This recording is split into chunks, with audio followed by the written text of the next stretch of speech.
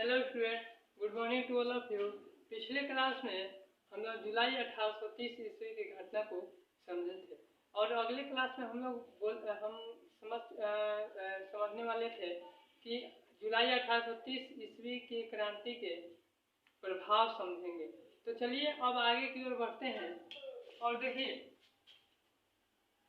Vienna Congress के उद्देश्य को घटाने से क्या होता है, जुलाई 1830 ईस्वी को क्रांति पर प्रभाव पड़ता है।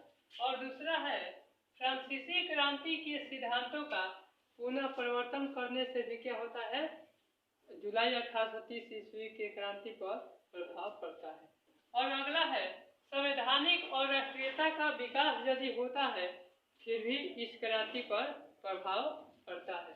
और आगे हम लोग समझेंगे, हंगरी और पोलैंड में आंदोलन में तत्कालीन व्यवस्था के प्रति, यानी दो ऐसे देश थे हंगरी और पोलैंड जिनसे आंदोलन में तत्कालीन व्यवस्था के प्रति राष्ट्रीयता के प्रभाव के कारण आंदोलन उठ खड़े हुए। कोई दिक्कत, जिनके कारण और आगे चलकर फ्रांस में भी लुई फिलिप के खिलाफ आवाज उठाने लगे। समझे, लुई फिलिप के खिलाफ क्या करने लगे, आवाज उठाने लगे, और जिससे फ्रांस में एक नई और क्रांति उत्पन्न हुई। समझे, यानी जब आंदोलन हुआ तो लुई फिलिप के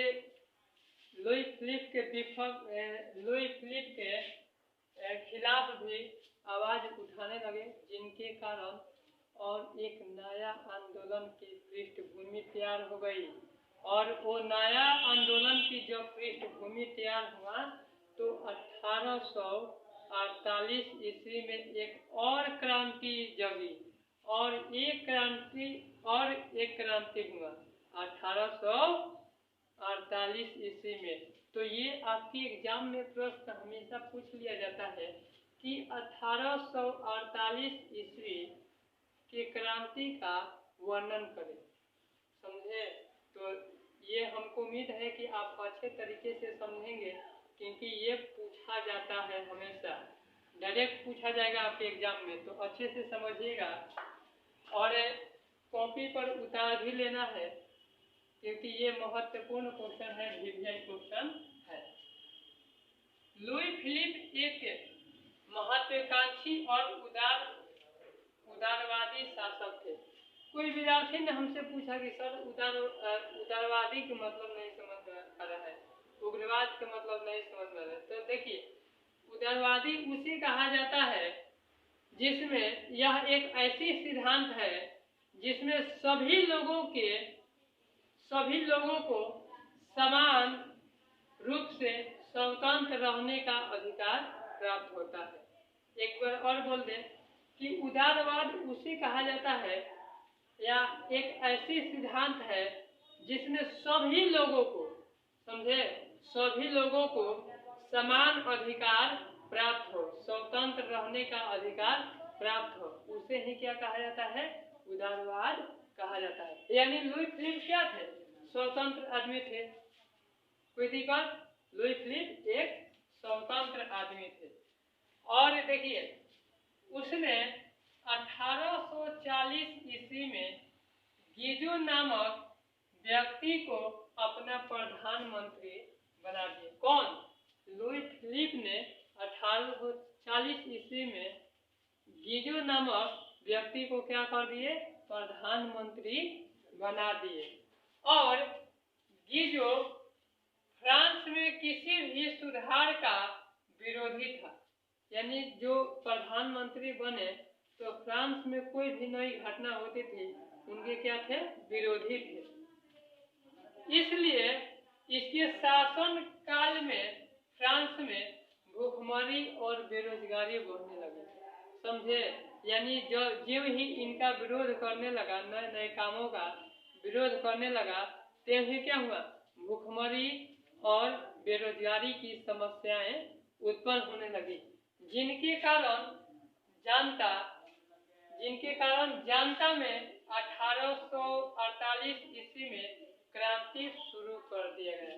जिनके कारण क्या उन्हें बेरोजगारी उत्पन्न हुआ, और बेरोजगारी के साथ साथ क्या उत्पन्न हुआ, भूखमरी उत्पन्न हुआ।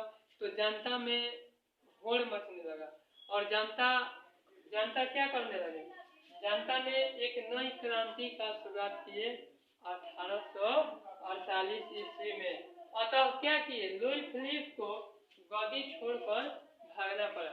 यानी जब गीजो को प्रधानमंत्री बनाए तो गीजो क्या करते थे, फ्रांस में जो भी नई घटना होती थी उनके विरोध करते थे, जिनके कारण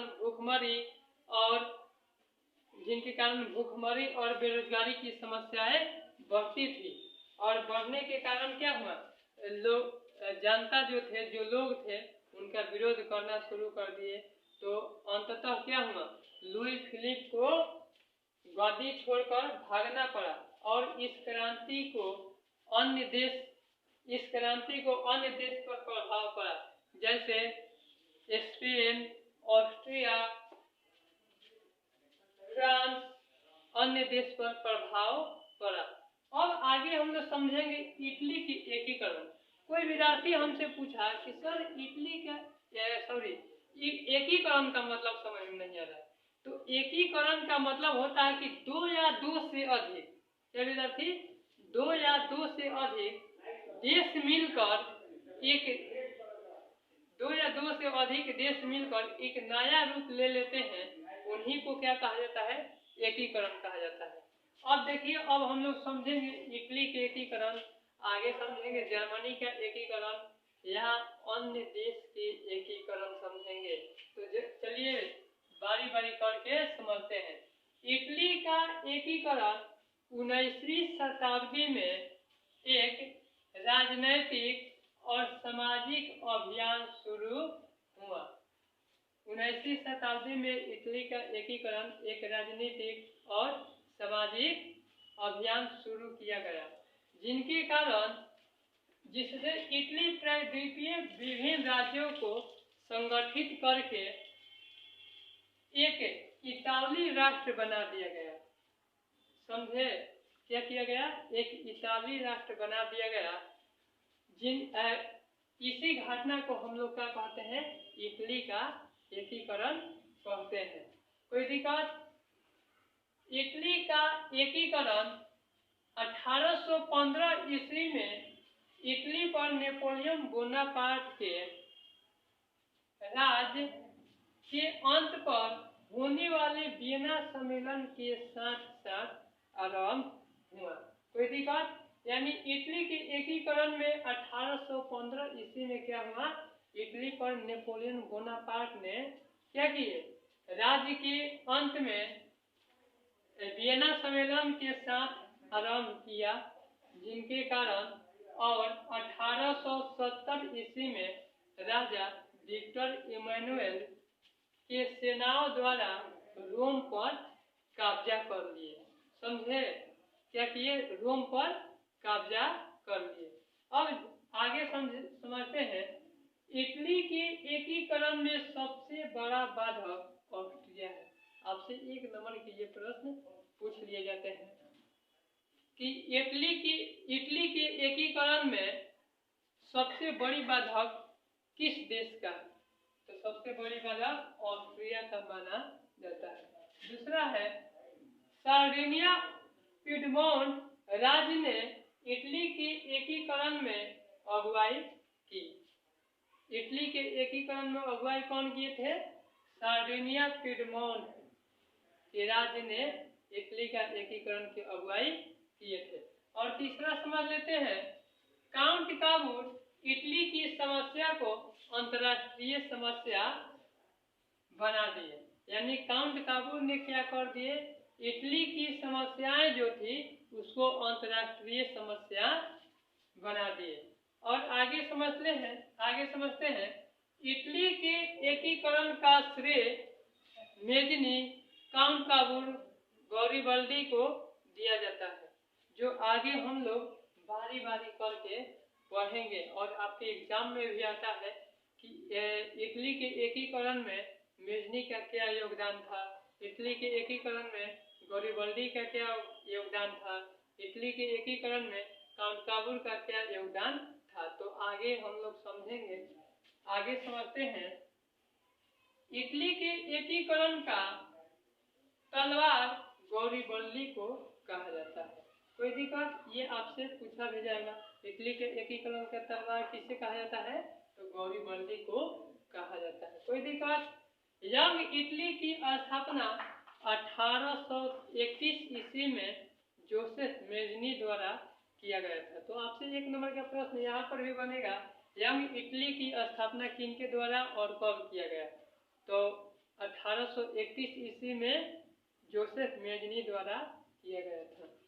गौरीबल्डी ने लाल सेना का गठन किए। यह भी आपसे प्रश्न पूछा जाएगा कि गौरीबल्डी ने लाल सेना के गठन कौन किए, तो गौरीबल्डी द्वारा किया गया था। कोई दिक्कत? कार्बोनेट सोसाइटी का संस्थापक गिबल्टी को माना जाता है। कोई दिक्कत? अगला, इटली के एकीकरण की शुरुआत लोम्बार्डी और सार्डिनिया के राज्यों ने मिलकर किए थे। कोई दिक्कत? अगला है, इटली देश का जन्म 2 अक्टूबर 1860 ईस्वी से माना जाता है। चलिए आगे हम लोग समझते हैं।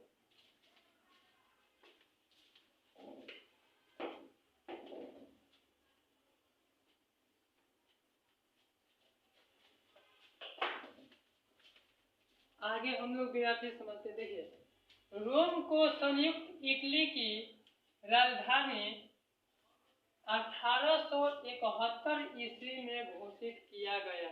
कब किया गया? 1871 ईस्वी में घोषित किया गया।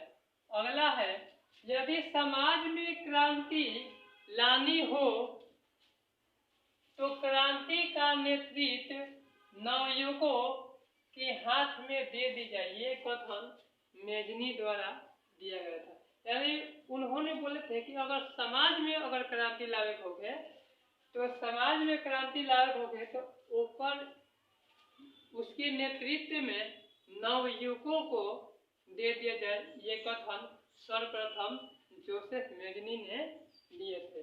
अगला है, इटली का एकीकरण 1871 ईस्वी में काउंट काबुल ने किए। यानी इटली का एकीकरण 1871 ईस्वी में काउंट काबुल द्वारा किया गया था। इटली की एकता जन्मदाता नेपोलियन को माना जाता है। इटली की एकता की जन्मदाता किनको माना जाता है? नेपोलियन बोनापार्ट को माना जाता है। ठीक है। अगला है, विक्टर इमैनुअल सार्डिनिया का शासक था। आपसे पूछा भी जाएगा कि विक्टर इमैनुअल कहाँ के शासक थे, तो कहाँ के थे? सार्डिनिया के शासक थे। देखिए विद्यार्थी, ये बहुत इंपॉर्टेंट ऑब्जेक्टिव है, इसलिए आपको ध्यान देना है और कॉपी पर अच्छे तरीका से उतार लेना है। अगला है, इटली के एकीकरण का जनक जोसेफ मेजनी को माना जाता है। बहुत इंपॉर्टेंट क्वेश्चन है, बार बार ये प्रश्न पूछा जाता है कि इटली का एकीकरण की जनक किसे माना जाता है, तो जोसेफ मेजनी को माना जाता है। और इनका जन्म जेनेवा में हुआ। तो ये भी पूछा जाएगा कि जोसेफ मेजनी का जन्म कहाँ हुआ था, तो इनका जन्म जेनेवा में हुआ था। अगला है, 19वीं सदी के पूर्वार्ध में इटली 13 राज्यों में 13 राज्य थे। उसके पूर्वार्ध 19वीं सदी के पूर्वार्ध में 13 राज्यों में विभाजित थी इटली। कोई दिक्कत? अब आगे हम लोग समझेंगे मेजनी के क्या योगदान था, गौरीबल्डी का क्या योगदान था, और काउंट काबुल का क्या योगदान था। उसके बाद में पढ़ेंगे कि इटली के एकीकरण में बहुत सारे बाधाएं आए, तो क्या बाधाएं आए वो भी पढ़ेंगे। ये बहुत इंपॉर्टेंट है जो कल पढ़ेंगे। इटली के एकीकरण में बाधाएं आए, कितने आए वो कल पढ़ेंगे। अगर विद्यार्थी आपको समझने में दिक्कत होगी तो आप कमेंट कर सकते हैं। बहुत अच्छा लगा हमको कि कुछ विद्यार्थी पूछते हैं कि सर ये यहाँ पर हमको समझ में नहीं आया, डायरेक्ट कमेंट कर देना है कि नहीं समझ में आया, बस अगले वीडियो में बता देंगे। कोई दिक्कत, जैसे उग्रवाद नहीं समझ में आया, एकीकरण समझ में नहीं आया तो कोई बात नहीं, हम किस लिए हैं, इसलिए आपको बताना है। चलिए आज के लिए इतना ही, धन्यवाद। और कॉपी पर साफ साफ उतार लेना है, समझे, क्योंकि इम्पोर्टेंट है। कोई दिक्कत, ऑब्जेक्टिव भी करवा दिया जाएगा लेकिन आपको भी उतार लेना है। कोई दिक्कत, चलिए।